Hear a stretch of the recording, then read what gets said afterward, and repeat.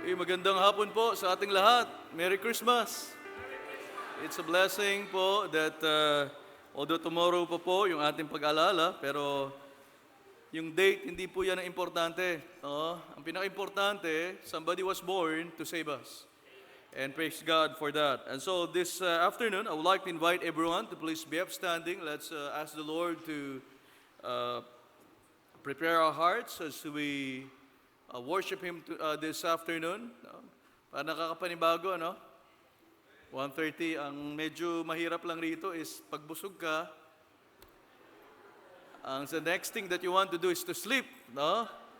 Pero I hope that we will all stay awake, no, this afternoon po, and let's pray. Let's ask the Lord to grant us blessings at this time. Let's pray. Lord Heavenly Father, we praise you, Lord, and magnify your name for your immeasurable love, O God. Thank you so much, Lord, that despite the fact that we are not worthy, but Lord, your grace was indeed abundant, Lord, in our lives. And thank you so much, Lord, most especially for the eternal and great salvation that you have provided to us. Where would we ever be, O God, if you haven't saved us? And this afternoon, Lord, we ask for your forgiveness from every sin that we have done. You know our hearts and minds, O Lord, we cannot hide anything from you. And Lord, this afternoon we pray that you would help us, Lord, that our hearts, Lord, would be focused on our worship to you, Lord, this afternoon. O God, we remember, Lord, our people, Lord, who are not here due to physical infirmities. Lord, I pray most especially for Brother Ryan Lustre, that you would be with him, Lord. I pray for the physician, Lord, who would do some checkups on him. I pray, God, that you would use the physician in order, Lord, for him to be healed from his sickness. Pray, God, continually for Sir Bagay, for other brothers and sisters in the Lord who are not well. Lord, you know our physical condition. You were the one, Lord, who made us. And so, Lord, you know every fiber of our being, O God. I pray that you would minister to their needs. And this afternoon, Lord, pinapanalangin po namin na nawa kami po ay linisin po ninyo. Wala po nawang maging hadlang sa aming pagtanggap, Panginoon, ng salita. At dalayan ko, Lord, that we would all be ready to respond to the preaching of your word, Lord, this afternoon. I pray for your servant whom you're going to use, Lord, to deliver the message. I ask God for the unction of the Spirit to be upon him. And I pray, God, that you'd help each one of us, Lord, to be attentive, O God, and that we would approach your word with all humility and honesty, O God. And I pray that you would help us to respond properly to the preaching of your word this afternoon. Panginoon, maraming salamat po, Panginoon, sa lahat ng ginawa niyo po sa aming buhay. Truly, Lord, what David asked himself should be our question, Lord. What shall I render unto the Lord for all his benefits toward me? I ask, God, that you would bless every part of the service, and may your name be lifted up and exalted, Lord, in everything that's going to be accomplished. We ask all these things in the most precious name of your Son, Jesus Christ. Amen. Are you glad to be here? Amen? Let's show it by singing with a gladness po from our hearts. And I know that we ought to rejoice because a Savior was born. Amen? So let's sing from our hearts this afternoon. Sir Roderick, please. Amen. So, Merry Christmas po sa ating lahat. Let's sing the song, Joy to the World.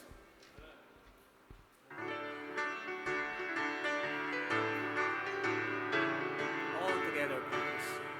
Joy to the world, the Lord is come. Let her receive her King.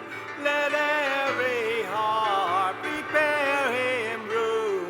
And heaven and nature sing, and heaven and nature sing, and heaven and nature sing. Joy to the earth, the Savior reigns. Let men their songs employ.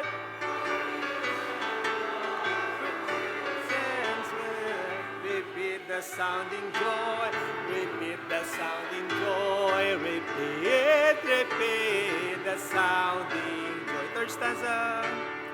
No more let sins and sorrows grow, nor thorns infest the ground, while fuel makes his blessings known.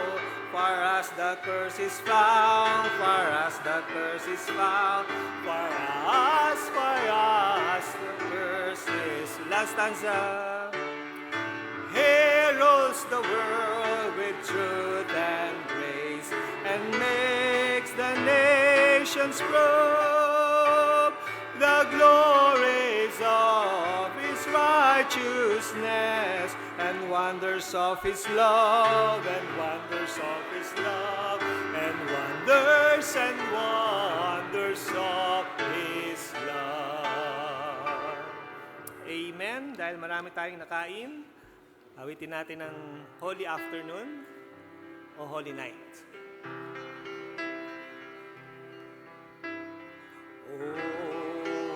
Holy night, the stars are brightly shining. It is the night of our dear Savior's birth. Long lay the world in sin and error pining, till He appeared and the soul felt its worth. A thrill of hope, the weary world rejoices, for yonder breaks a new and glorious morn. Fall on your knees,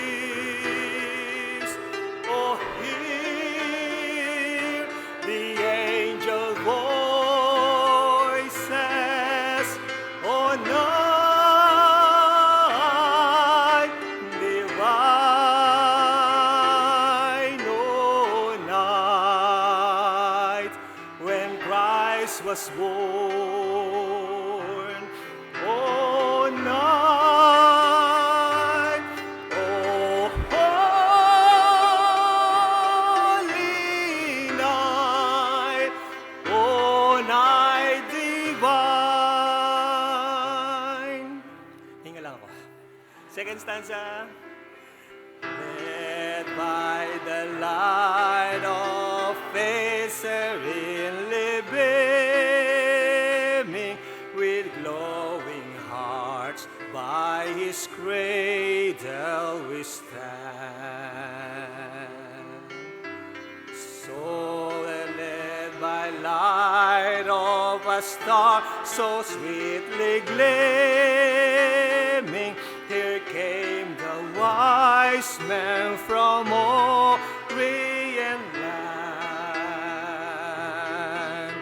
The King of Kings thus lay in lowly manger, in all our trials, born to be our friend. He knows our need, our weakness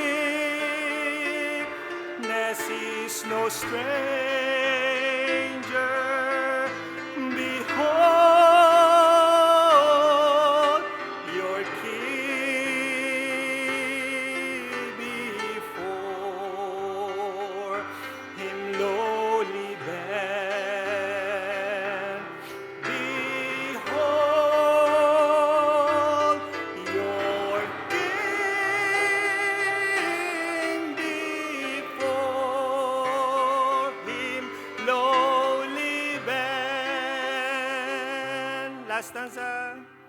Truly He taught us to love one another. His law is love, and His gospel is peace. Chain shall He break, for the slave is our brother, and in His name all oppression shall cease. Sweet hymns of joy in grateful chorus raise we, let all within breath praise His holy name.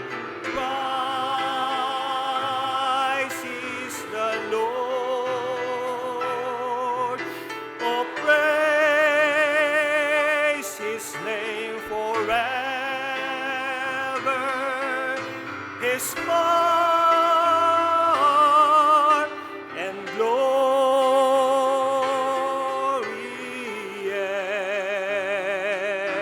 evermore proclaim. His power and glory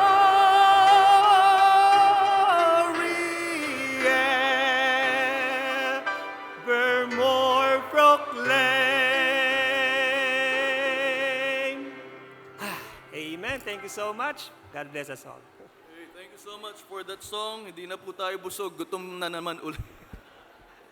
Okay, magandang hapon po sa ating lahat. It's a blessing to be in the house of the Lord at a day before yung pong time na kung saan ay inaalala natin ang kapanganakan po ng ating Panginoong Hesus Kristo.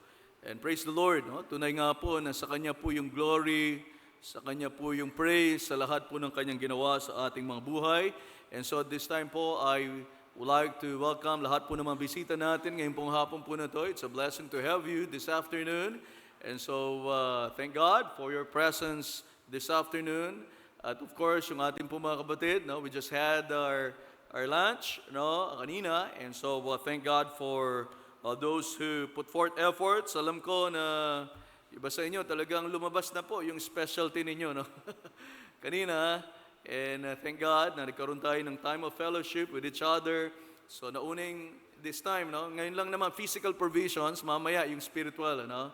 But it's a blessing to spend time of fellowship with each other. Sabi nga nila, at tayo daw mga Baptist, we spell fellowship F-O-O-D. Every time we have fellowships, may food, ano? But of course, hindi po yon ang pinaka-importanting pagkain sa lahat, kundi yung pong spiritual na pagkain, ano? It's a blessing na kasama-sama po tayo ngayong pong hapon po na to in order to lift up the name of our Savior, Jesus Christ. Siya lamang po ang dapat mapapurihan, wala na pong iba.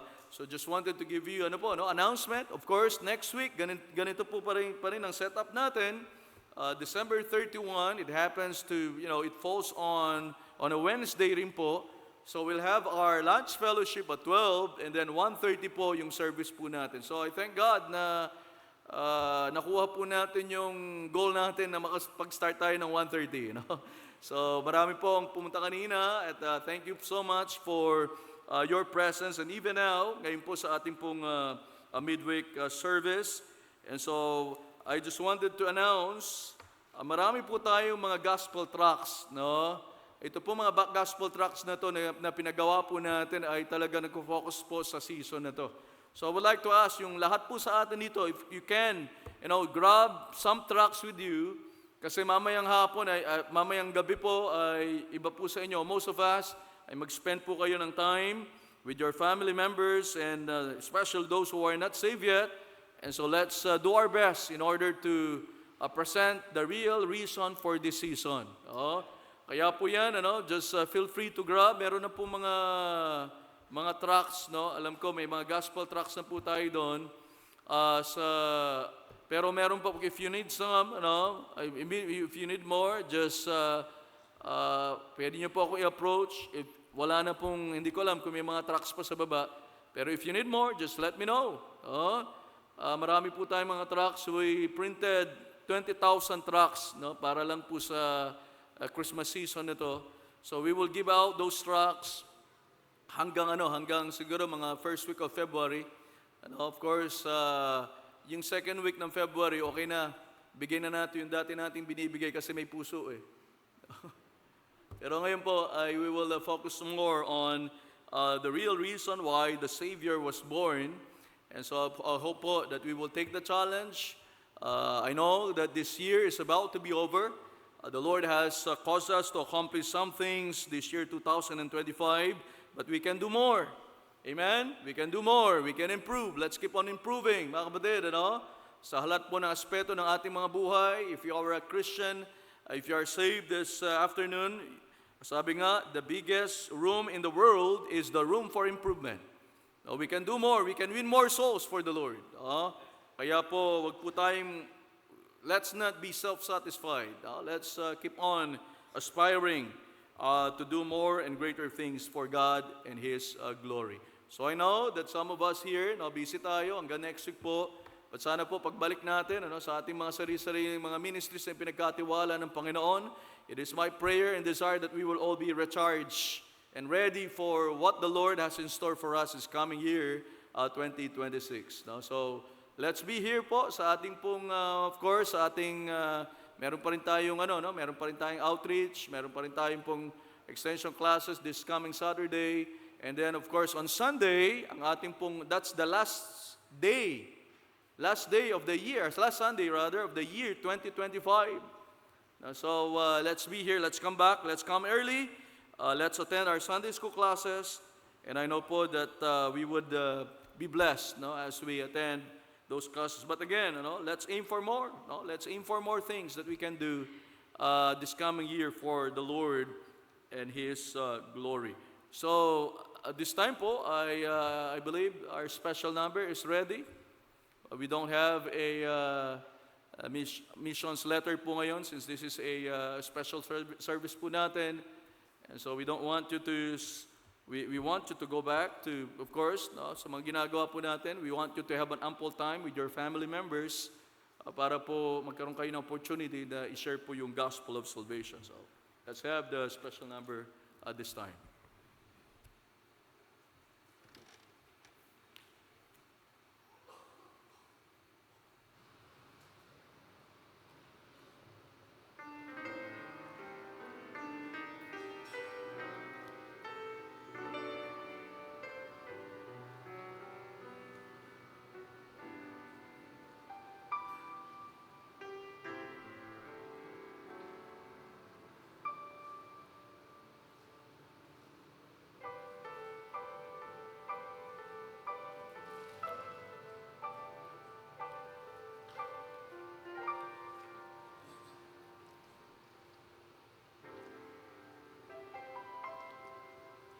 The silence has been broken with music that rings through, and all my deepest longings put into words by you.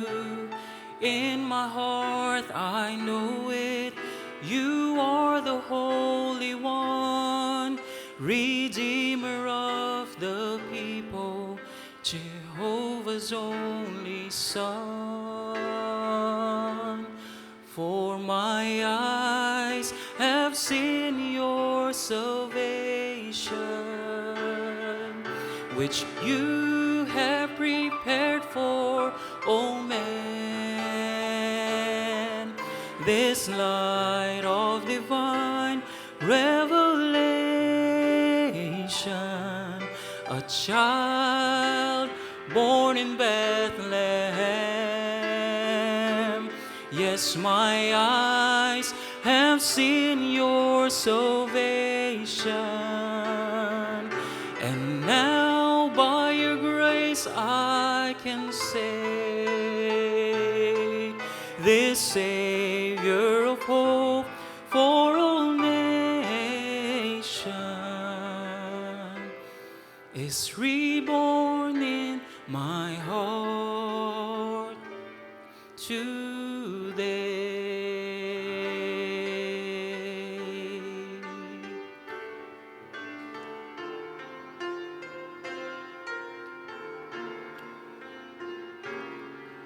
The waiting now is over, my strength has been renewed, and every prayer I've offered is answered, yes, in you. So now my heart rejoices and my spirit sings, you are my own Messiah and my King of Kings.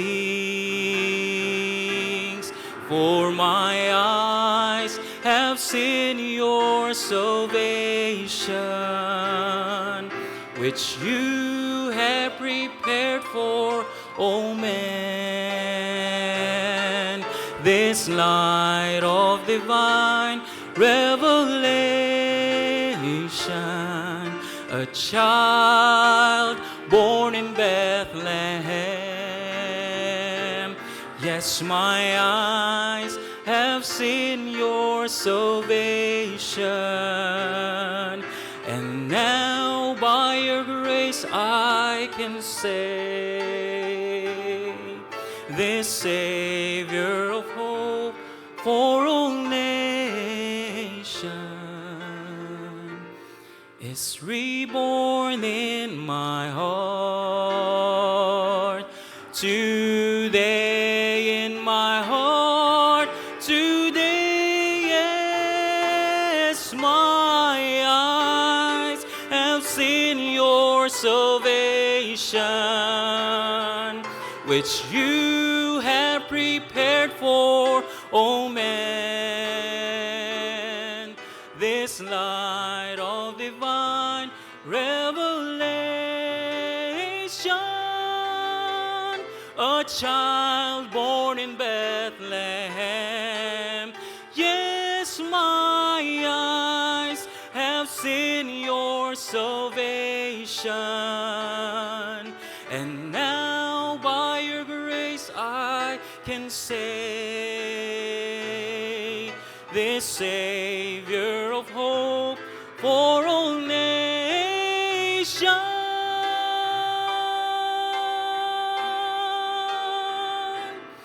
is reborn in my heart. Reborn in my heart today.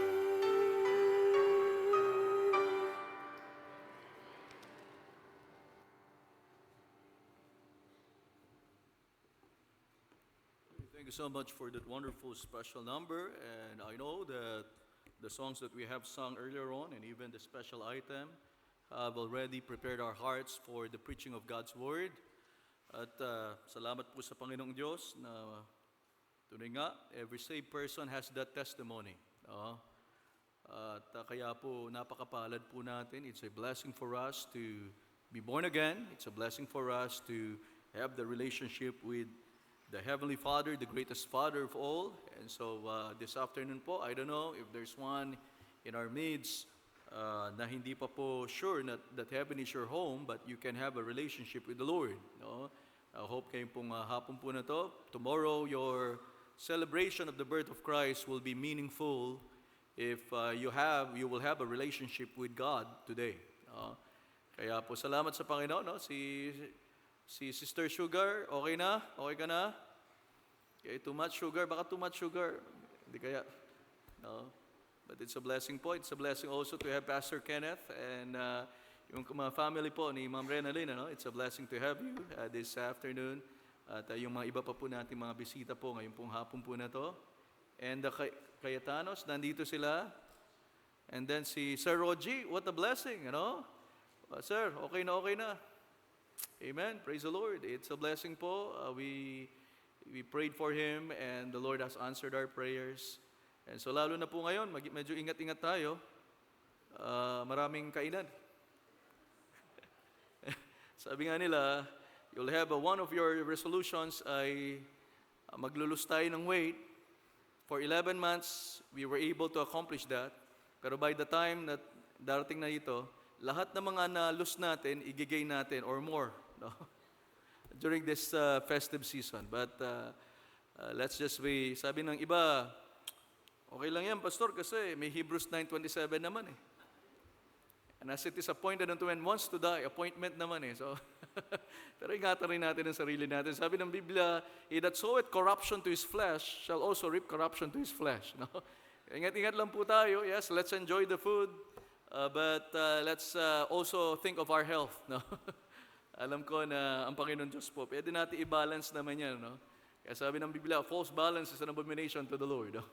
Pero we thank God. At by the way, pag-pray niyo po si Brother Ryan, I just got a word before our service started earlier that he was taken to the hospital. And so pag-pray niyo po that the Lord will heal him. And I could relate. Kinakabahan ako, malapit na yung anniversary ko eh. December 31. Pero asthma rin po, no, let's pray for him that the Lord will grant him healing from his sickness. And alam ko po, kailangan natin yan. Kailangan natin ng panalangin. We need prayers, every one of us, and let's pray that the Lord will continue to help us and that we will be able to give Him the glory and the honor that He alone deserves. At this time po, ang ating pong speaker ay hindi na po iba sa atin. Thank God for his life. I personally thank God for his life. He's a blessing to me. At siya po yung second man po ng ating church. No, we thank God for what has been accomplished through the life of this brother. And I know that the Lord will continue to use him mightily for His glory and for His honor. So without further ado po, I would like to invite si Sir Jun to come and bring to us the challenge this afternoon. Thank you, Pastor. Magandang hapon po sa ating lahat. Nabusog po ba tayong lahat? Hindi naman tayo naantok, no po? Okay. Hindi naman kasi fresh naman ang lahat, ano po? And thank you, Pastor, for that. And tayo po ay dumiretso na po sa mensahe po ng Panginoon, ano po? Dito po tayo sa Matthew chapter number 1. And by the way, let me just greet you all Merry Christmas. Ano po? Bukas na yon. And for the last time, we'll be having a message about, of course, it's Christmas and the reason for the season. Po? Here in Matthew chapter number 1, verse 18 to 25. Let's read it responsibly po. I'll be reading in verse 18. You read 19, tapos po pagdating natin ng 25, let's read it all together. Ano po? Nandiyan na po ba lahat? Okay, Matthew chapter number 1 and verse number 18, the Bible says, Now the birth of Jesus Christ was on this wise, when as his mother Mary was espoused to Joseph, before they came together, she was found with child of the Holy Ghost.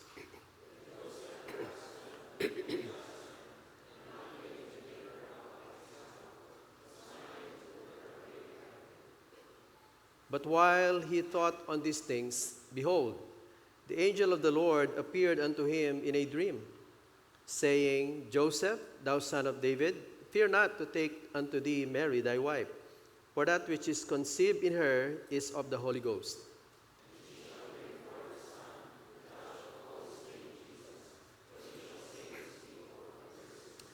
Now all this was done, that it might be fulfilled, which was spoken of the Lord by the prophet, saying,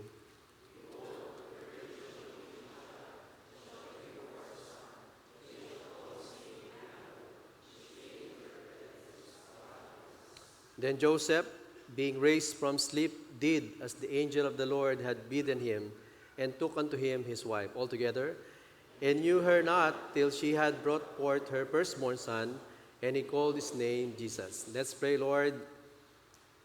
Maraming salamat po sa opportunity po nito, di Lord, na kami po ay pagtipon niyo po sa bahay-sambahan po, di Lord, upang sambahin ka po namin sa Espiritu at katotohanan. Salamat po sa inyo po mga salita po, di Lord, na amin po nabasa this afternoon. I pray, Lord, na paunahan niyo po ang inyong lingkod sa akin po pangangaral po ngayon.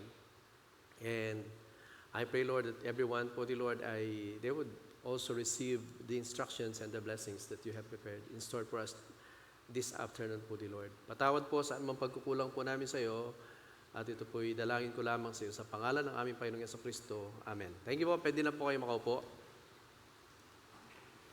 So tomorrow would be our Christmas Day. Of course, alam naman po natin that we do not believe that it was on December 25 the Lord Jesus Christ was being born on earth. But of course, syempre, ito rin po yung ating tinalagang araw wherein we could remember na isang araw sa buhay natin ay merong pong ipinanganak na tagapagligtas. Pangalan po niya ay Jesucristo. And by the way, Jesus Christ was being named when He was here on earth. When He was there in heaven, He was being called as the Son of God. And sa atin pong pangaral po ngayong hapon po na ito, I just would like to entitle po the message, The Birth of the Messiah. The Birth of the Messiah. So marami po sa panahon po natin ngayon, talagang very busy po ang karamihan. Pumunta ka ng supermarket, pumunta ka ng wet market dyan sa downtown, kahit sa mga mini stores lang or mga talipapa or something, napakaraming mga tao.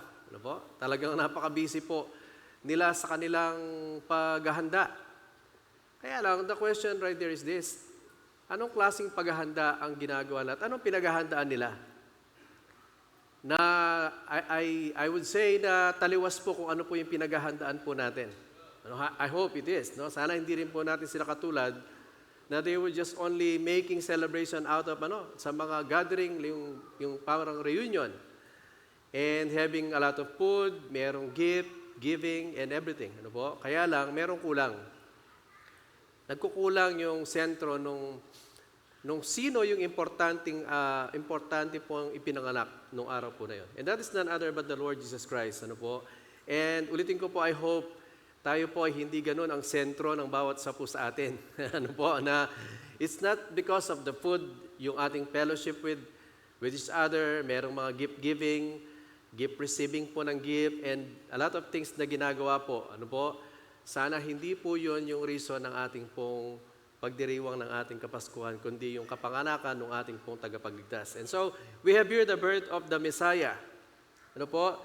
From verse number 18 of this chapter up to verse number 21, ano po?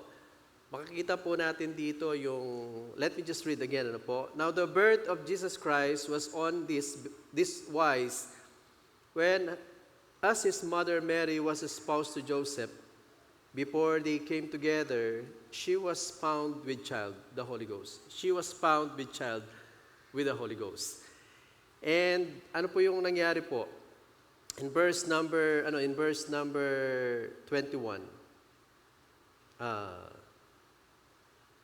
Verse 20. But while he thought on these things, behold, the angel of the Lord appeared unto him in a dream, saying, by the way, verse number 19 pala. Then Joseph, her husband, being a just man and not willing to make her a public example, was minded to put her away privately. Tingnan po natin, Tingnan po natin yung human viewpoint, wherein situation po na ganito. Wherein nakita po si Mary that they were not yet in together, pagkatapos buntis na. So, of course, siyempre, even in their times, kahit sa panahon natin ngayon, actually, although marami na rin, hindi na rin masyadong napapansin dito po sa ating bansa. Pero in their place po, talagang po yun, it's, in a way, ay parang karumal-dumal, in a way. Ano po? And, privately, parang sekreto, naisip ni Joseph na iwanan ko na lang to Mary. Kasi parang nakakahiya naman. Hindi pa nga kami nagsama, tapos buntis na siya. So, hindi maganda sa pananaw ng mga tao. At yan po tayong mga tao. Ano po? And we can see here how Joseph planned. Ito po yung plano ni Joseph. Privately, sabi niya gano'n, not willing to make her in a public example, was minded for her way privately. But while he thought on these things, behold, the angel of the Lord appeared unto him in a dream, saying, Joseph, thou son of David, fear not to take thee Mary, thy wife, for that which is conceived in her is of the Holy Ghost. Tingnan po natin, the first viewpoint po ni Joseph dito is that he just wanted to privately, yung sekreto na lang, naiiwanan niya si Mary. Kasi hindi niya alam kung ano po yung kabuuan ng pangyayari. Ganon tayong mga tao. And even as today, we are sometimes like Joseph. Meron tayong kaisipan na dahil hindi pa buo talaga, yung sudden na mga decisions na ginagawa po natin, not even asking the Lord regarding kung ano yung dapat at hindi dapat. Minsan, we decided just like Joseph. But praise the Lord for this time, kasi bago pa niya gawin yung kanyang desisyon, naiwanan na lang si Mary, ang Panginoon po, the angel of the Lord appeared to Joseph by means of a dream. Sabi niya dyan, but while he thought on these things, behold, the angel of the Lord appeared unto him in a dream, saying, Joseph, thou son of David, fear not to take unto thee Mary, thy wife, for that which is conceived in her is of the Holy Ghost. And she shall bring forth a son, and thou shalt call his name Jesus, for he shall save his people from their sins. So with this, Nung marinig ni Joseph ito, nagbago po yung kanyang pananaw. So instead of leaving Mary behind, ano po, na dahil nga sa ganung pangyayari, well, meron namang good reason si Joseph in a way. Kaya lang po, hindi niya nakita yung kompletong letrato, yung kompletong larawan. Ano ba ang plano ng Panginoon? So, sa atin po, sa atin, ano po, as the message, the application of this part of the Scripture, we have sometimes a very abrupt decisions that we do. Meron tayong mga mabilisang decisions that we do. It's like Joseph, na para bang walang magandang kapupuntahan ito. Kaya iniisip niya kung ano yung maganda sa paningin ng tao. Kasi nakakahiya ito.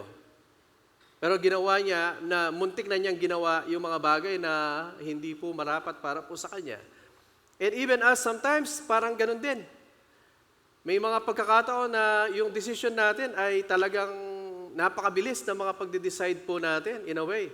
Not even praying to the Lord, Lord, ano po ba ang dapat kong gawin sa mga pagkakataong ito? Ayun, sometimes, hindi mo makikita yung resulta ngayon with the decisions that we are making today. Especially if you don't pray to the Lord kung ano yung decision na yan na gagawin mo, na gagawin natin. It may be, sabi ng Bible, there is a way that seemeth right in the eyes of man. But the end thereof are the ways of death. That's what the Bible says in the book of Proverbs. Ano po? And because we don't see kung ano yung kinabukasan, sana wag tayong ganun kabilis mag-decide.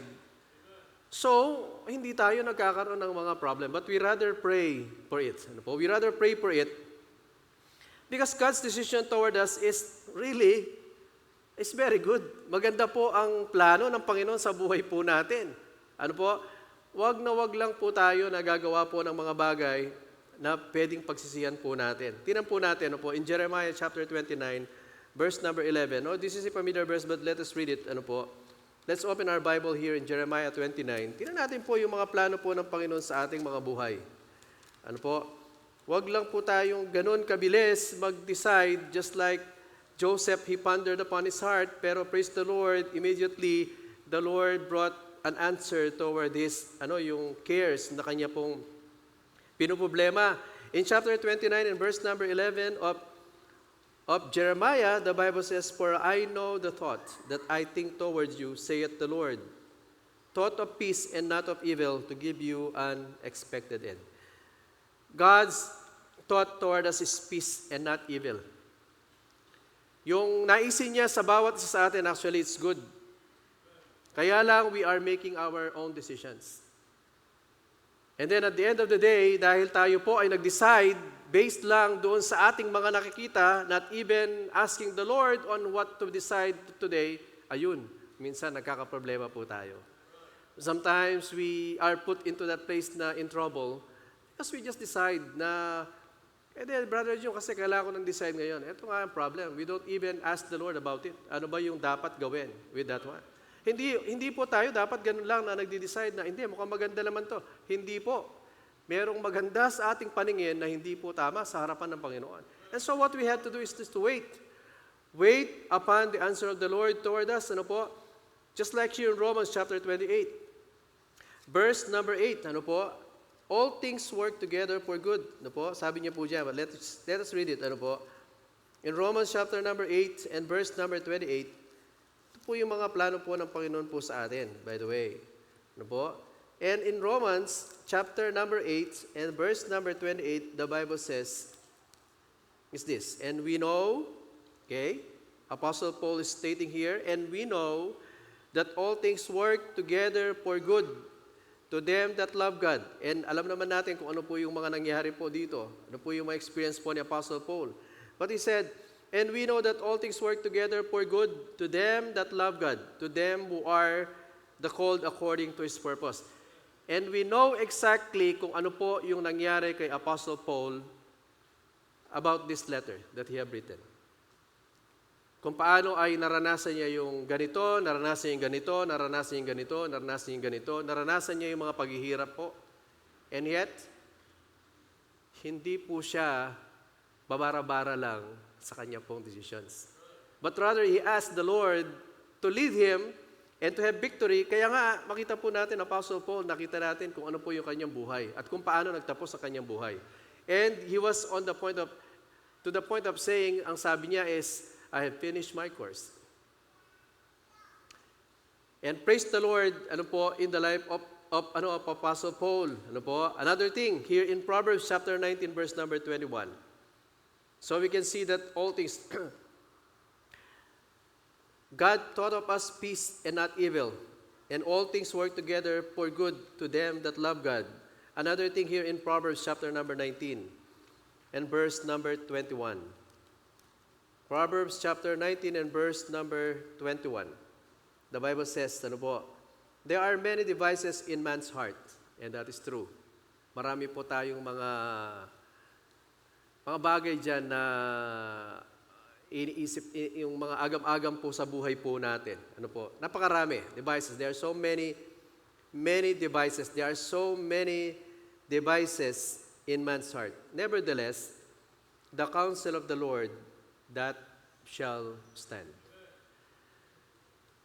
Pwede kang mag-isip ng anong bagay, lahat ng anong bagay po. Ng maraming mga bagay-bagay sa buhay. Pwedeng yung iniisip mo ay mukhang maganda naman. Okay? Pwedeng iniisip natin na, ito, mag-i-improve yung buhay ko dito kapag ito yung ginawa ko. But the only thing that would stand in our life, of course, sinasabi po ng Bible, is in verse number 21, the counsel of the Lord, that shall stand. Alam niyo po, pasalamat tayo sa Panginoon, ano po, na if you are today, na back then, kung babalikan mo yung nakaraan, how you decide for this one, and now you are where you are today, because of those decisions that you did. It may be good, it may be bad. Although, of course, nakalipas na yung mga panahon na yun. Sana lang po, with those experience that we have just experienced because of the decisions that we did, kung ang naging resulta niyan ay hindi maganda, well, dapat baguhin natin. Well, kung yan ay, nung una nakita mo parang hindi maganda, pero ngayon, eto na yung nangyayari sa buhay mo. Well, that is a blessing from the Lord. Because that is the directions of the Lord toward you, na hindi mo lang ginawa out of your own thinking, but rather, kinonsider mo yung gusto ng Panginoon sa iyong gawin. Anything po na ginagawa mo sa iyong pag-aaral, sa mga student po natin dito, yung sa mga nagtatrabaho, those who have your own businesses, maraming mga bagay that we decide in our lives. Pero sana, here, sa ating pong binasa, hayaan po natin that the counsel of the Lord would stand. Kasi yun naman po talaga yung nararapat sa bawat isa po sa atin na nandito ngayon. Just like, of course, nakita natin ano kaya ang mangyayari, no? Of course, I don't have any answer with all questions. And I don't even know what would be the problem. Ano po? Ano kaya yung magiging problem if Joseph turned away from Mary? Maraming mga questions po na papasok. Kaya lang po ang plano ng Panginoon, kapag yan ang sinunod natin, ay maganda po yung nangyayari. And at the end of the day, nakita po natin yung questions about the Lord Jesus Christ. In fact, yung mga questions about the virgin birth, it was, meron akong isang nabasa, it was said that Jesus was the son of a Roman soldier. Wow, grabe naman ang tindi, no po? But very good po yung Bible, ano po? Kasi, just, tingnan niyo po, kung hindi sumunod si Joseph, that can be a question. Ano po? Pero praise the Lord, nasunod po ni Joseph kung ano po yung plano ng Panginoon sa kanya pong buhay. He did. Nang marinig niya yung sinabi ng Panginoon kung sino yung daladala ni Mary, it was really a blessing in the life of Joseph. In fact, he did, ginawa po niya yung nararapat. Ano po? Another thing po, verse here in Proverbs chapter 16, verse number 9. Proverbs chapter 16 and verse number 9. Tingnan po natin, ano po? 16 verse number 9 of Proverbs. Ano po? A man's heart deviseth his way. So, look at that one, ano po? Yung ating mga puso, kaya nga po pang puso natin, pag hindi nagtitiwala sa Panginoon niya, wag mong susundin kung ano yung sinasabi ng iyong puso. Ano po? Once it was being said, sa isang commercial sabi niya, sundin mo ang puso mo, anak. Wow, ang gandang pakinggan. Pero kapag ang puso mo ay hindi po sumusunod sa Panginoon, delikado po yan. Because the heart is deceitful above all things and desperately wicked. And nobody would know it except God. He is the only one,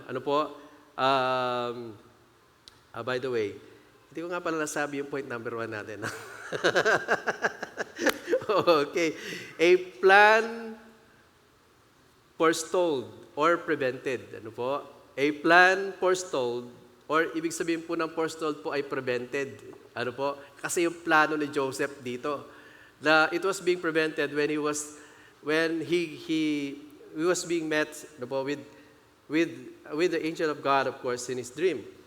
Nakita po natin, ano po, so here in verse, going back po in Proverbs chapter 16 and verse number 9, a man's heart deviseth his way, but the Lord directed his step. Ano po, minsan wag matigas ang ulo. Okay? Wag matigas ang ating ulo. Kapag ito ang pinapagawa ng Panginoon, kahit anong klase pa yan, sundin natin.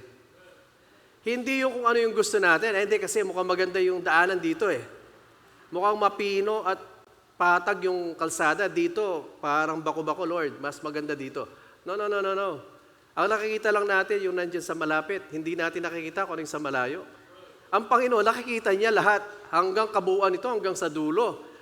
So therefore, wag lang tayong nagdidepende sa ating mga sariling kaisipan.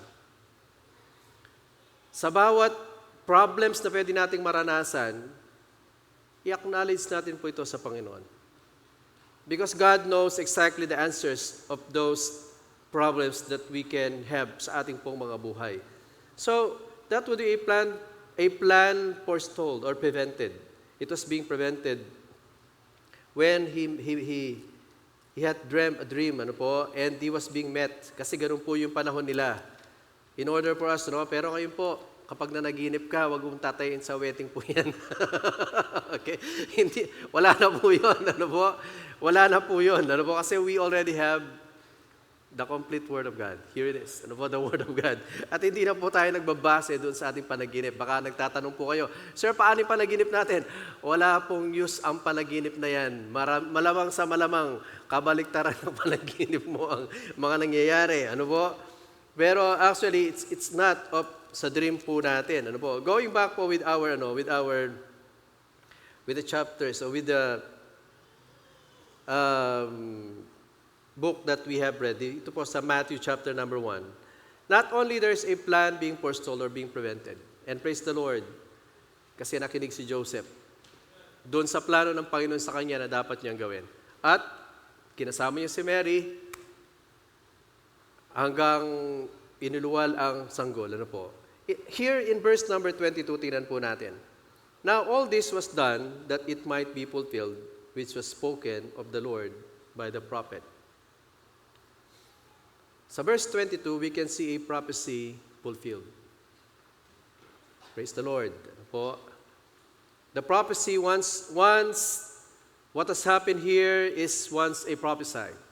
Ito po ay mga hula lamang dati. Tingnan po natin in Micah chapter 5 and verse number 2. Micah chapter number 5 and verse number 2.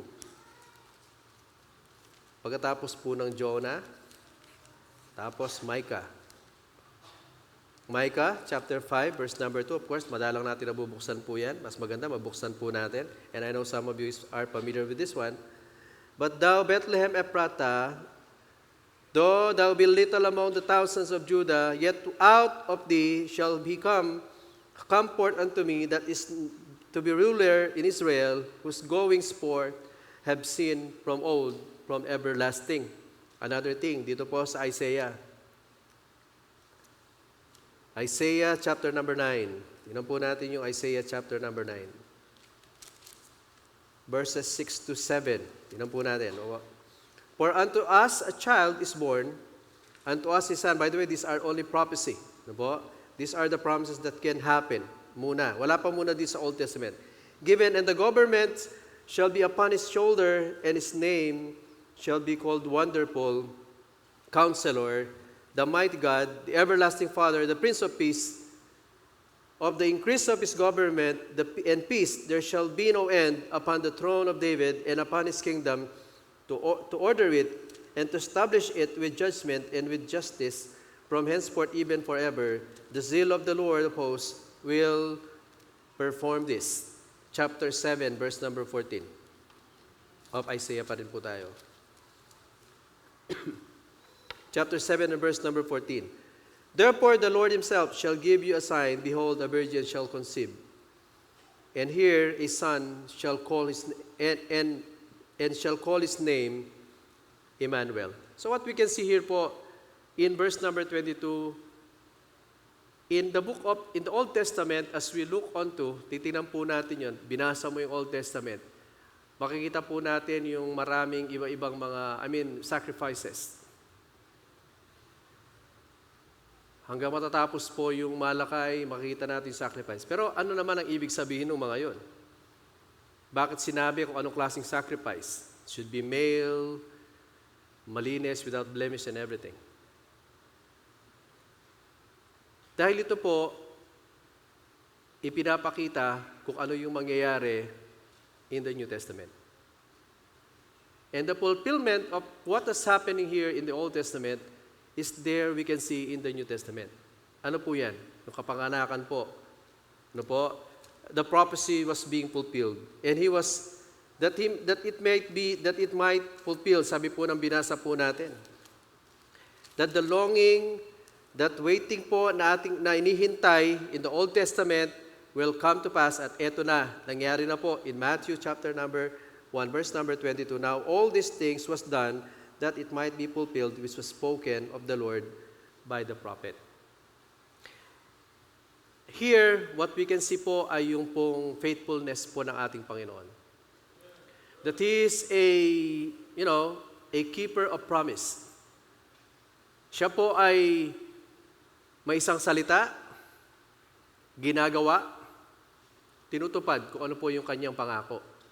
And praise the Lord for that. Ano po? And He did. Sa verse number 22, nakita po natin yung pong prophecy po na yan, na kung saan ay Kanya pong tinupad. At makita po natin with that. Ano po? These are only some of the verses that I just read. Ano po? There are so many more verses that it was being prophesied. And praise the Lord, He came. Ano po? He fulfilled what He promised, because that God, ano po, as we always heard from our pastor, He is a covenant keeper God. He is a keeper of promises. And He did. And salamat tayo sa Panginoon, hindi siya katulad ng tao. Yung tao, pwede siya mag-promise ngayon eh.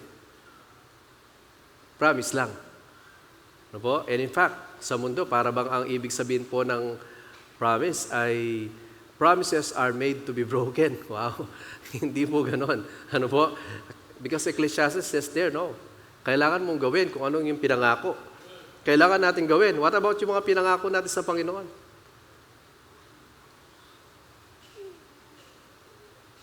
About yung ating pong recommitment sa ating Panginoon. What about our giving? What about our faith promise giving? Na ibibigay pa ba natin kung ano yan? Remember, the God that we are serving is a keeper of promises. And He did.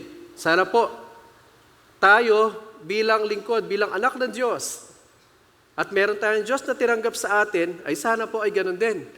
That when we give promises or we made a vow to the Lord, we made this one and this one po, make sure to do it. Ecclesiastes chapter number 5, it says there na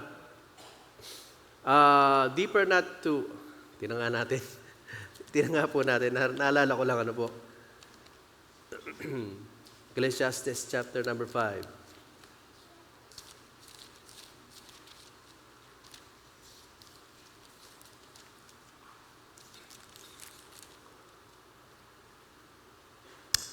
Sabi niya po dyan, when thou vowest a vow unto God, deeper not, verse number 4, chapter 5, verse number 4, when thou vowest a vow unto God, deeper not to pay it. For he hath no pleasure in fools. Pay that which thou hast vowed. Better it is that thou shouldest not vow than that thou shouldest vow and not pay. Ano na yung mga pinramis mo sa Panginoon? Ano na yung mga binaw mo sa Panginoon? Ano na yung kinumit mo sa Panginoon? Yung po bang mga commitment po na yan? Yung po bang pinramis mo ba sa Panginoon na yan? Yan bang mga binigay natin as vow toward Him? Ay nagagawa po natin. Kasi kung hindi, sabi ng Bible, He has no pleasure with fools. Brother June, bakit naman natin gagawin yun? Well, because the God that we have received is a promiser keeper. He keep His promises.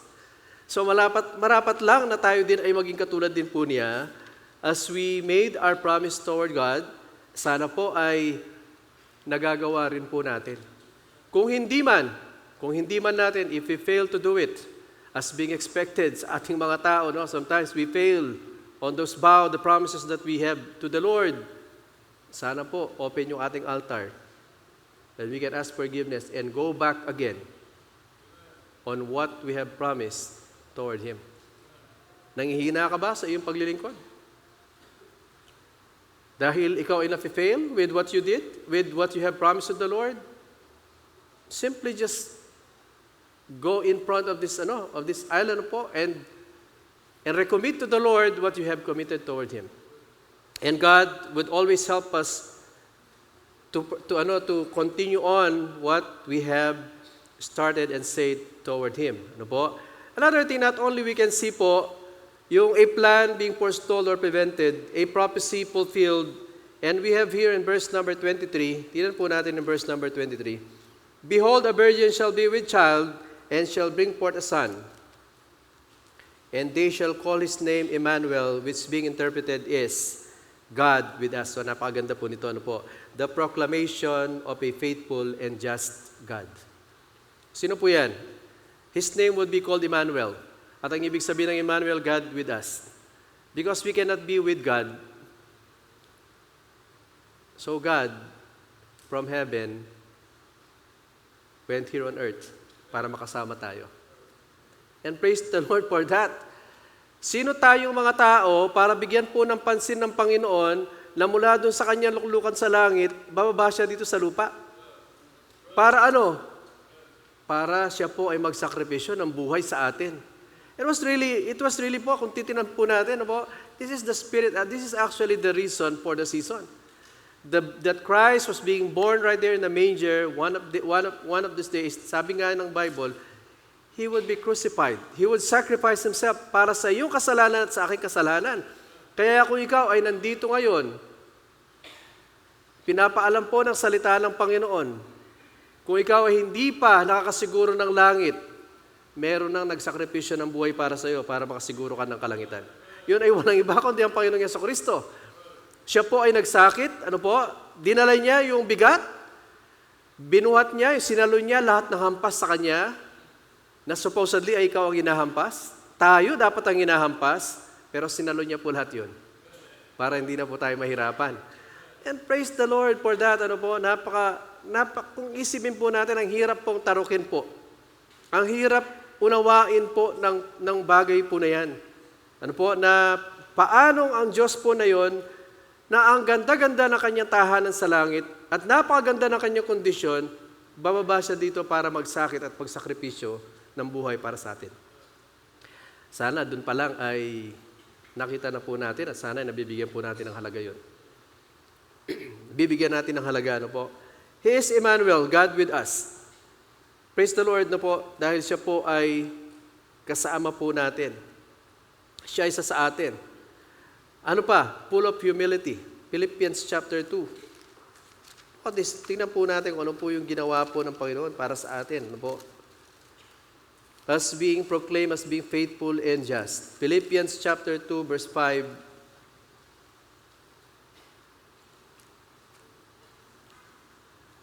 Verse 5 hanggang verse 8.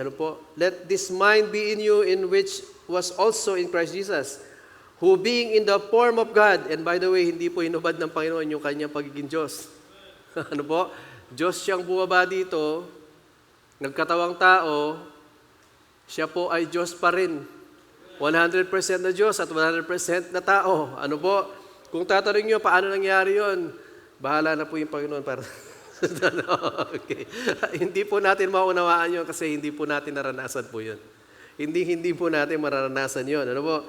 Let this mind be in you, which was also in Christ Jesus, who being in the form of God, thought it not robbery to be equal with God, but made himself of no reputation, and took upon him the form of a servant, and was made in the likeness of men. Para ano? And being found in fashion as a man, he humbled himself and became obedient unto death, even the death of the cross. Kailangan niyang pairalin yung kanyang pagiging tao. At isang tabi lang muna, ano po, hindi po niya inubad, sinantabi niya muna yung kanyang pagiging Diyos. Kaya nga maraming mga questions about Him, di ba? Ang daming mga tanong na kung si Kristo ay Diyos, ba't hindi niya alam yung kanyang pagdating? At ang Ama lang ang nakakaalam. Okay. Kasi nga po, nandito siya sa lupa. At ang pinapairal niya yung kanyang pagiging tao. Kung tatanungin mo si Kristo ngayon, yung anak ng Diyos na nandun sa langit ngayon, kung alam niya kung kailan siya darating, alam po niya. Dahil siya po ay Diyos. Ano po? And yung pong katanungan po na yun, wag nating gayahin po, wag po nating itulad yung pangyayari sa lupa at sa langit. Kasi magkaka-problem po tayo doon. Ano po? So, He is full of humility. At nakita po natin kung paano niya po sinuot yung siya po ay nagkatawang tao. Ano po? At para siya ay sumaatin. Maranasan niya yung hirap. At lahat ng bagay po naranasan ninyo at naranasan ko rin. Okay, hindi ko alam. Baka yung iba, baka hindi. Pero lahat siguro sa atin dito, in one way or another, nakakaranas po tayo ng mga problema. Pasakit sa buhay. Minsan ay parang nagkakakulang. Pero actually, kung titingnan natin yung ginawa po ng Panginoon sa atin, ay hindi man po umabot sa katiting eh. But God, we can see His humility. Not only that full of humility, but full of grace and truth in John chapter 1, verse number 14. Ano sabi po ng John 1:14?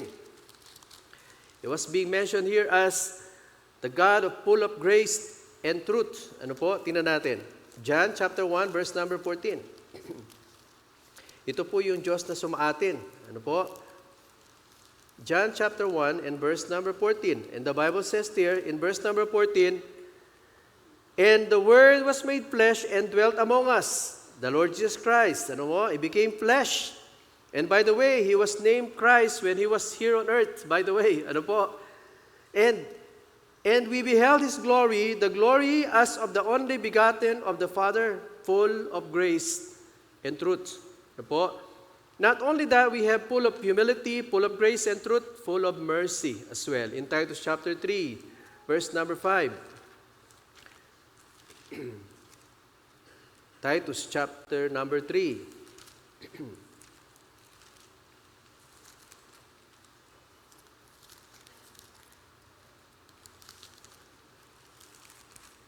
Titus chapter number 3 and verse number 5. Sabi niya po dyan, sa Titus chapter number 3 and verse number 5, not by works of righteousness which we have done, but according to His mercy, He saved us by the washing of regeneration and renewing of Holy Ghost. Because of God's mercy, buhay pa tayo hanggang ngayon. Kasi kung wala po yung habag ng Panginoon sa atin, hindi ko alam kung hanggang ngayon ay na-enjoy pa rin natin ito. Ito, kanina lang, we enjoy fellowshipping toward one another. Meron tayong kalakasan. Well, of course, meron tayong kapatid na dinala sa ospital. And we are sorry for that. Ano po? Pero we are right now given this privilege. It is all because of God's mercy. And it is new every day, the Bible says. Ano po? Full of mercy. And of course, not mentioning here in 1 Peter chapter 3, verse number 9. God is not lack concerning His promise. Katulad ng pagkukulang ng tao. Not willing that any should perish, but that all should come to repentance. That is what the Bible says. Ano? That is His mercy toward us. And that is that Emmanuel that went here on earth. Na sineselebrate din po natin. As we call it, of course, yung Christmas Day po natin. Not only that, you have here po yung humility, grace and truth, full of mercy, You know, He came. If God came for us, then we can come to Him. Kung siya ay dumating sa atin dito, at ang kanyang pagdating dito ay nandun sa pinakamababang sitwasyon, hindi po siya pinanganak sa kaharian, kasi kung sa kaharian siya pinanganak, paano naman tayong mabababa?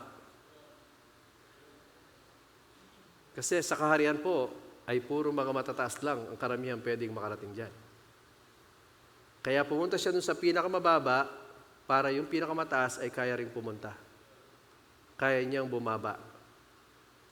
And praise the Lord for that. Ano po? Siya po ay dumating siya dumating dito upang tayo rin naman ay makapunta po sa Kanya. In fact, iniimbitahan po lahat tayo dito. And praise the Lord for you kung tinanggap mo na yung Kristo na yon.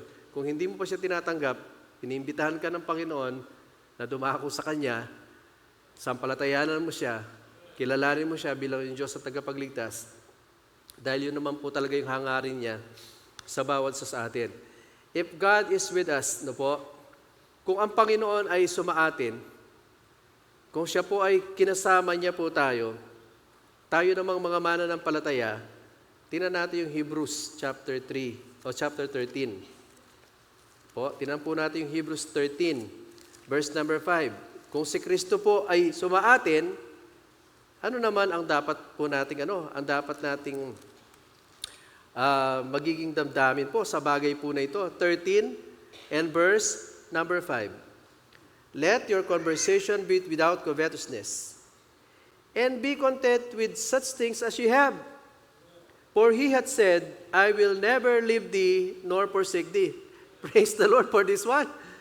Yung pinangako niya na kakasamahan niya tayo mula nung panahon na kinasama niya tayo, hanggang ngayon, hanggang sa walang hanggan, hindi niya po tayo iiwanan. Madalas tayo po yung nangiiwan, pero siya po, hindi niya po tayo iiwanan. Siya po ay tapat na Diyos. In John chapter 6 verse 20, meron po siyang statement dito to the apostles, and we can also apply it sa ating mga buhay. Dito sa chapter 6 verse number 20. Ito po ay sa panahon po na nakakaranas po ng bagyo ang mga apostoles, chapter 6 and verse number 20. Ano sabi niya? But He said unto them, it is I, be not afraid. Huwag tayong matakot. Dahil nandyan po siya. Katulad po ng mga apostles during that time, na kung saan ay takot na takot sa unos, sa bagyo, tayo rin po ay meron tayong mga unos at bagyo sa buhay natin. At pwedeng pag dumating po yan sa buhay natin, pwede tayong matakot. Yan po ang sabi po ng Bible, pero hindi tayo dapat ganon. Kundi ang sabi ng Panginoon ay nandito lang ako. Handang tumulong sa lahat ng suliranin, sa lahat ng mga pagsubok na pwede nating pagdanasan. Another thing in Matthew 28 and verse number 20. Ito po yung pangako niya sa mga umahayo. Chapter 28 and verse number 20. I know this is a familiar verse, pero maganda pa minsan-minsan. Nare-review po natin. Ano sabi niya? Teaching them to observe all things whatsoever I have commanded you. And, lo, I am with you always, even unto the end of the world. Kasama natin siya sa lahat ng lugar, sa lahat ng panahon. Pero sana po, ingat-ingatan po natin yung mga lugar na pinupuntahan po natin. Kung si Kristo ay kasama mo, dadalhin mo ba siya sa lugar na hindi po kaayaya? Of course not. Hindi natin gagawin yon. Pero ang ibig lang po dito na ipaabot sa atin po, that word, Emmanuel, God with us. Sumaatin siya so we can also come with Him. Tayo po ay makakapamuhay na walang pwedeng katakutan kasi nandyan lamang siya at handa po niya tayong tulungan. I know, may mga pagkakataon kasi I know po, humanly speaking, sa ating mga tao, yung unang reaction po natin, especially kapag nakakaranas tayo ng mahirap. Or I don't know, medyo siguro sa ating pangatawan, yung para bang mamatay na yata ako. Sometimes we tend to forget, teka lang, bakit ako nangangamba? Nandito nga pala yung Diyos ko. Handa niya akong tulungan. At handa niya akong protektahan. Whether by death or by life, yung Panginoon po na yon, yung Emmanuel, ay isa sa atin. Whether by death or by life. Kasama po natin siya. Ano po? And that is actually, not just only we can see po yung a plan foretold and the prophecy fulfilled, and of course yung the proclamation of a faithful. And then lastly dito po, balikan po natin yung Matthew chapter number 1. Matthew chapter number 1.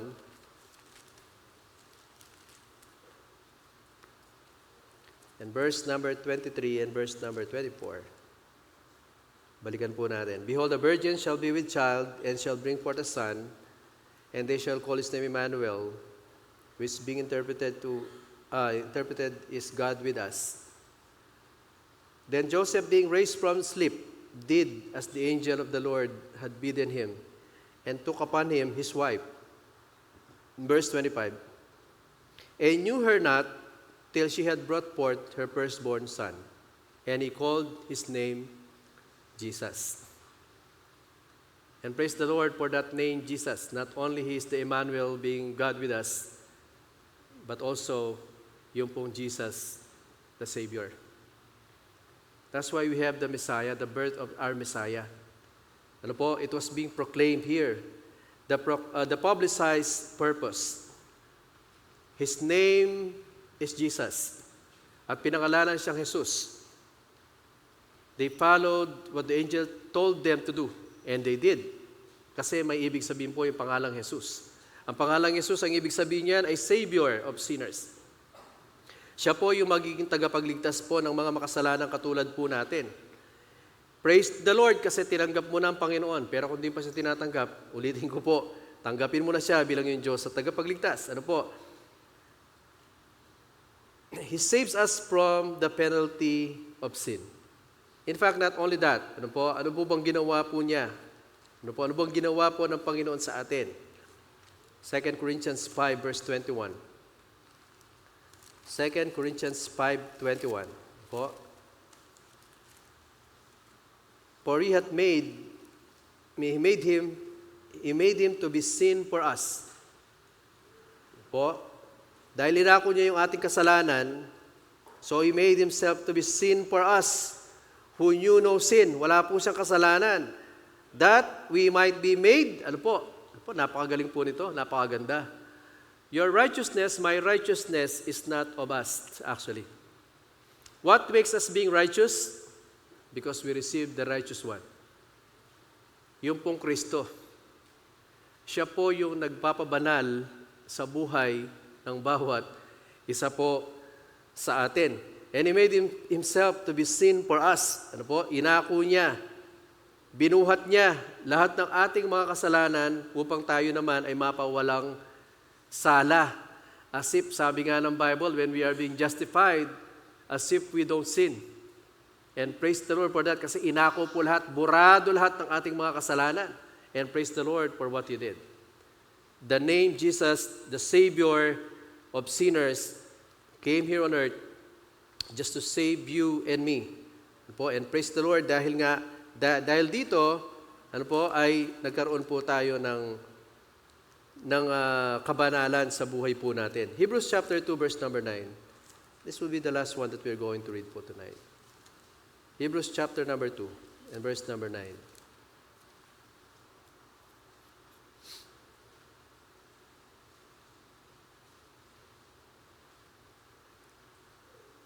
Look at what He did, But we see Jesus who was made a little lower than the angels.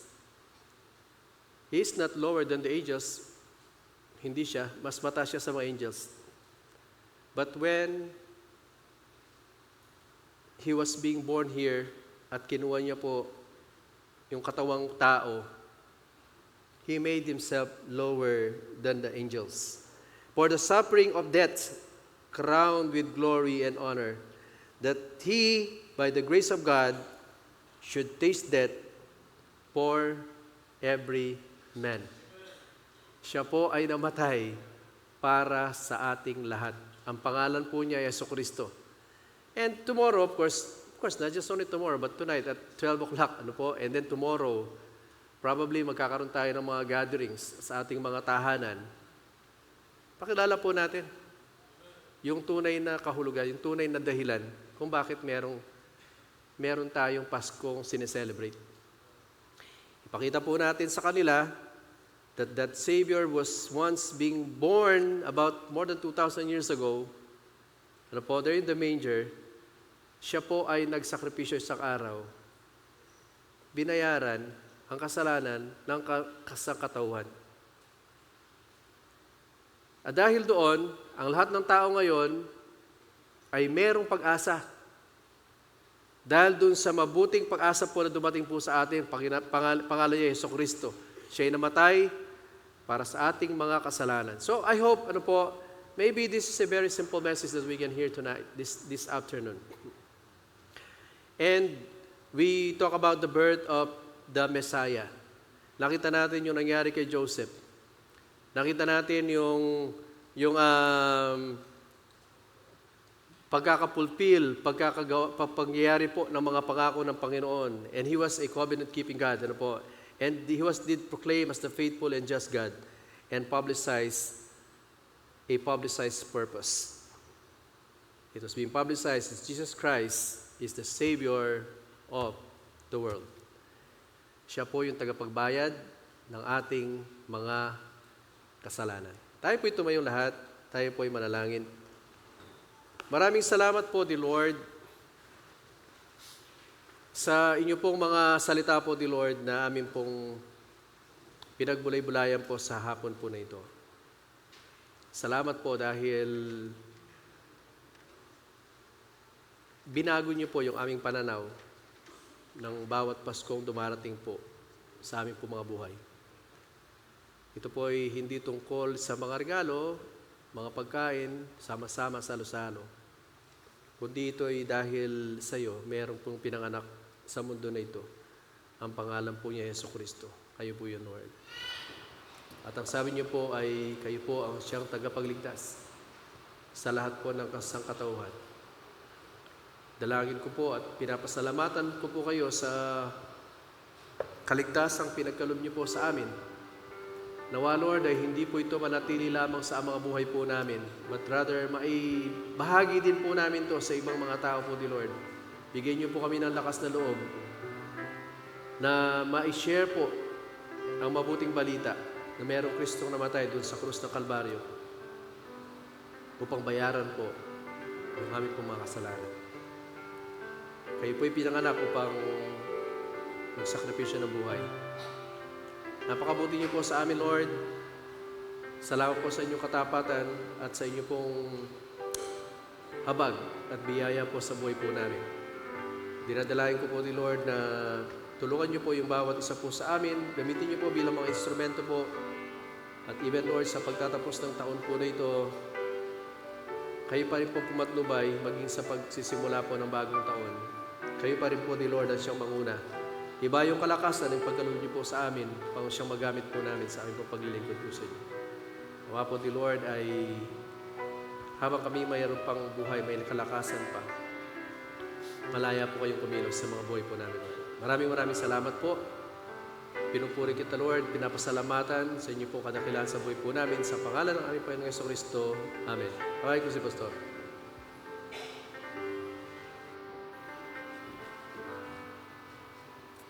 Habang pong nakayuko, nakapikit po ang ating mga mata, ngayong pong umaga po na to, ngayong hapon po na to, ay marahil nandito po kayo ngayon, sinasabi mo, Pastor, hindi ko pa alam na langit ang punta ko.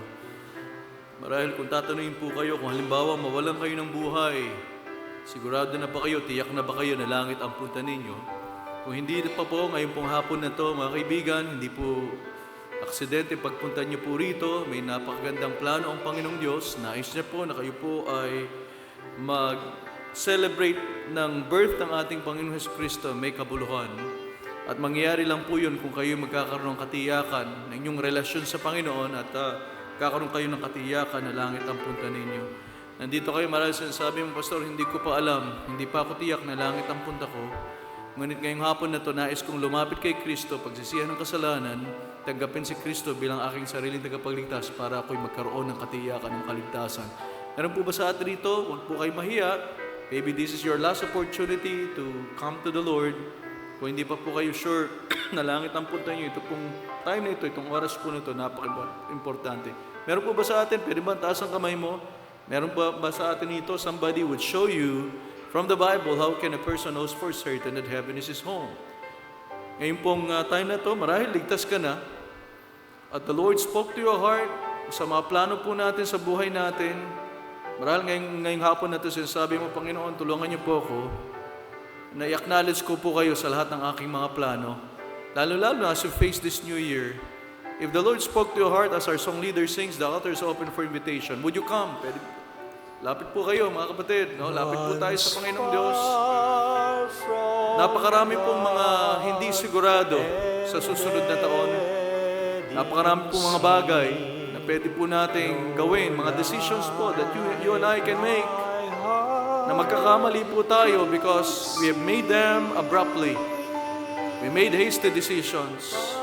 Nais po ng Diyos na maging fruitful ang araw po, ang year 2026. Pero hindi po mangyayari yun kung hindi po kasama ang Diyos sa ating mga plano. Salamat tayo sa Panginoon sa example ni Joseph. Nung pinakita po sa kanya ng Panginoon ang kalooban ng Diyos, ay sinunod niya po ito. Mga kapatid, ngayon pong hapon po na to, this is a wonderful time for us to thank God for His Son whom He sent. Kasi po kung wala yon, mga kapatid, wala po tayong kaligtasan. Wala po tayong katiyakan na langit ang punta natin. Ang buhay po natin mananatiling miserable kung hindi po sa pagdating po ng ating Panginoon Jesucristo. Napakarami pong ginawa sa atin ng Diyos, mga kapatid.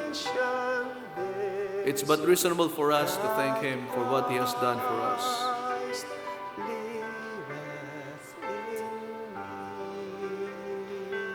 Alam ko, marami pong nais ipagawa sa atin ng Panginoon this coming year, 2026. Marahil even mamaya, tonight, niisip mo, Pastor, gusto ko na maging testimony sa mga mahal ko sa buhay na mga kasama ko mamayang gabi o during this holiday season.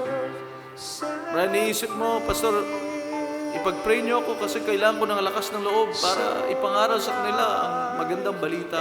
Ang tunay na dahilan bakit may Pasko. Ang tunay na dahilan bakit naipanganak si Kristo sa krus, sa sabsaban at namatay siya sa krus ng Kalbaryo. Alam niyo po, mga kapatid, napakarami po mga dahilan para tayo po'y maglingkod sa Panginoong Diyos. Nawa po ay samantalahin natin ang pagkakataon. Let's sing with our song leader.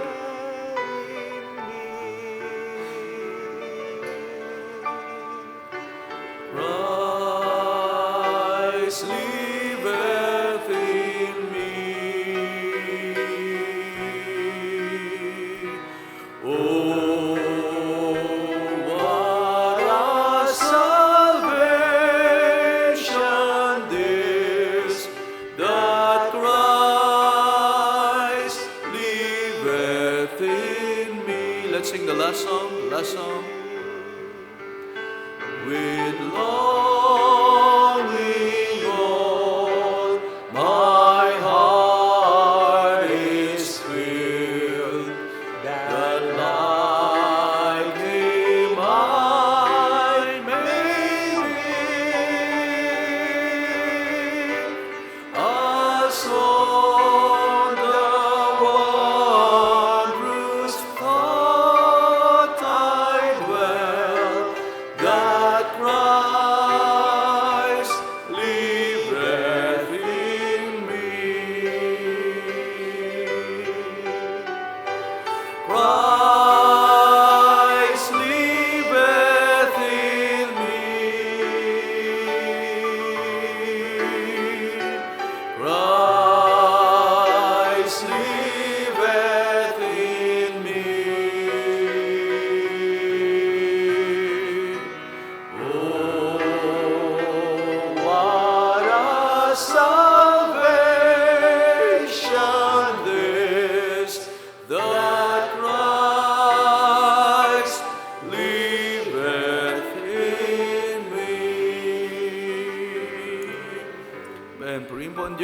mensahe po ngayong hapon po na to.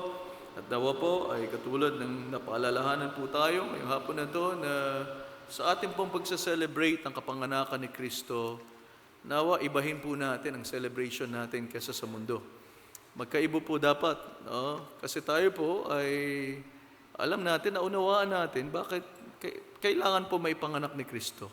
Naranasan po natin yung Kristo po na nabubuhay sa ating pong buhay. Kaya po, napakahalaga, makita po natin yan, katulad po ng sinabi ko sa inyo kanina, ang ating marami po tayong tracts dyan, marami tayong mga gospel tracts dyan, na sana po ay samantalahin po natin. Mga kapatid, tandaan natin, every opportunity that God opens up, we need to grab in order for us to convey the message of salvation. At this time po, I would like to ask our ushers to take their respective places para po sa ating mga guests. Maybe you are a first-time guest this afternoon. Please don't feel obliged to give. Hindi po sa pilitan ng pagbibigay. And so, ang amin lang po, sa amin lang is, ang Panginoon nga po, ang Diyos natin nagbigay.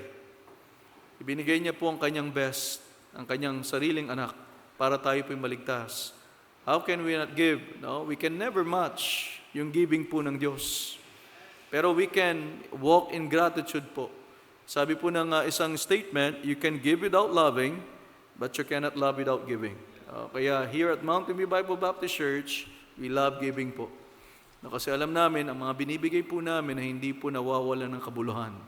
Aming pong desire ay marami pa po ang maabot po ng gospel, and marami po ang makilala kay Kristo bilang kanilang sariling tagapagligtas. I would like to ask si Pastor Kenneth Garcia, our missionary to San Simon, to come and pray for our offerings this evening.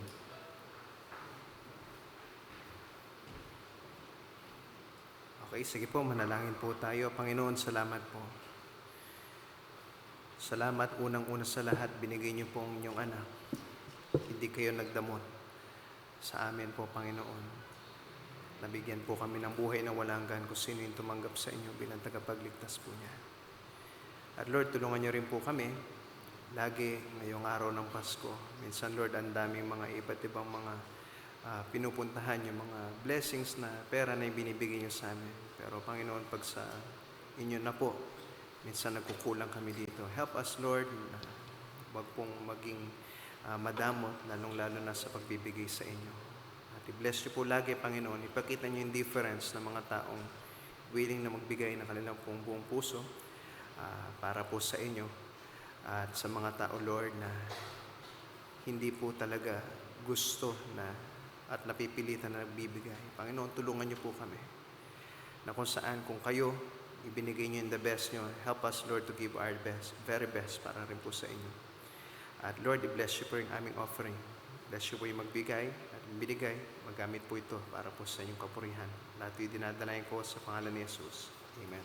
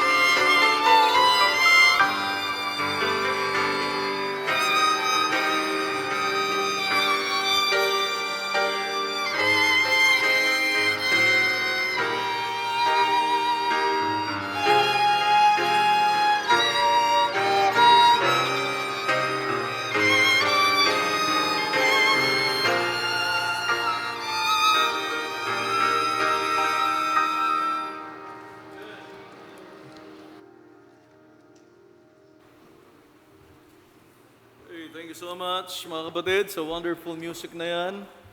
Alam niyo, nung time namin sa Bible College, wala pong violin. Kahit flute, wala pa. No? So, kaya siguro kung meron lang, hindi rin namin pinag-aralan ni Sir John. Kasi parang simpleng-simple, no? Pag titingnan niyo po sila, parang simpleng-simple yung pagtugtog. Pero pag ikaw na tumugtog, ay ibang klase na yan, ano? Pero thank God for the gift of music. Amen? At kaya po habang bata pa, yung mga bata po rito, no? Ay maganda mag-aral na kayo, no? Ng music kasi kapag medyo umabot na kayo sa edad namin, hindi naman matanda, no? Hindi na masyadong bata, medyo mahirap na, no? Pero yung ano po, yung mga pwede pa naman, ano? At depende yan sa teacher po natin, no? Sa teacher po ninyo. But anyway, I thank God for the gift of music that the Lord has bestowed upon this church.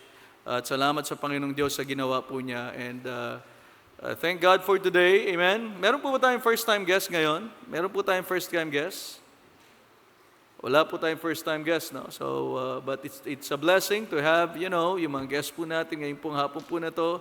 And you are so, we are so honored to have you ngayong pong hapon po na to. Alright, so at this time po, let's be upstanding as we close in prayer. We will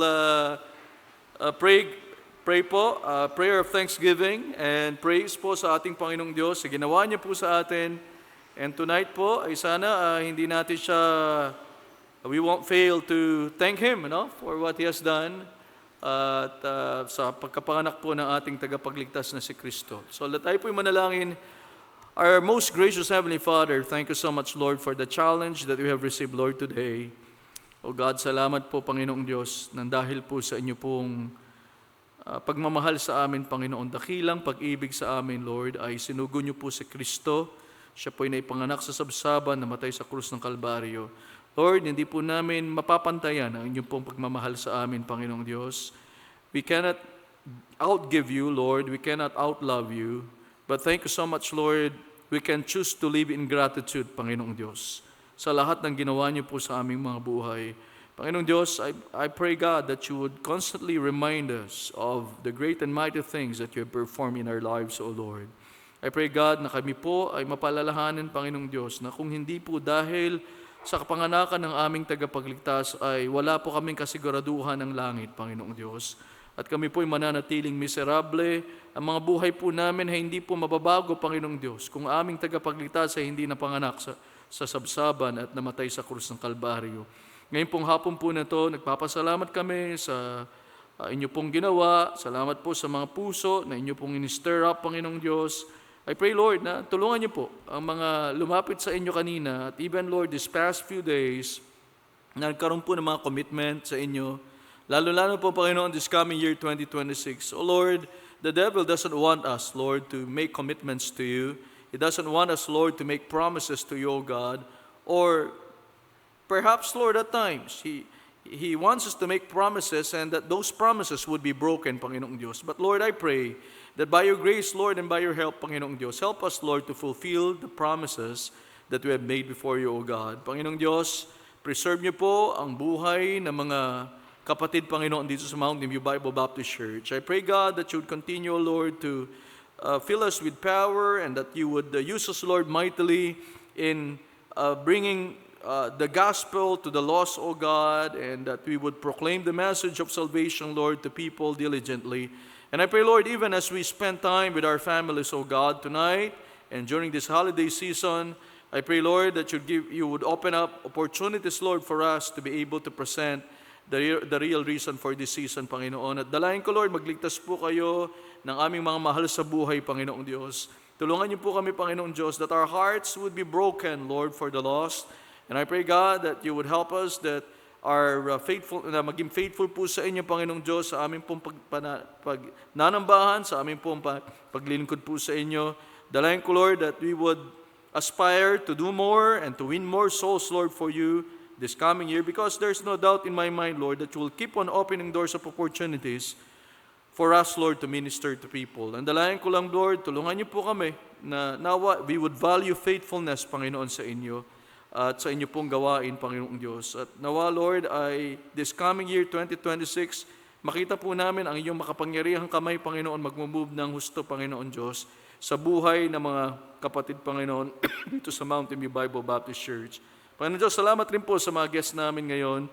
Dalayan ko, Lord, patuloy kayo po mag-work sa kanilang mga puso. Kung meron man po sa kanila, hindi pa po sure that heaven is their home, I pray, God, na kayo po mag-remind, Panginoon, sa kanila, manarinig po nila, simple plan of salvation, that, Lord, sooner than later, they too, Lord, would come to the Savior, repent from their sins, and trust Christ and Him alone for their salvation. Maraming salamat, Lord. Help us, Lord, that we would celebrate ito pong Christmas time na ito, Panginoon, fruitfully. And I pray, God, na even in our celebration, even in fun, we will give honor and glory to your name. Maraming salamat, Lord. Please be with us as we go back to our respective places. Pray for your traveling mercies to be upon us, O God. We ask all these things in the most precious name of your Son, Jesus Christ. Amen. Okay, Merry Christmas po sa inyong lahat, and God bless everyone. And it's a blessing that we can spend time with each other. Okay, God bless po, and stay safe po.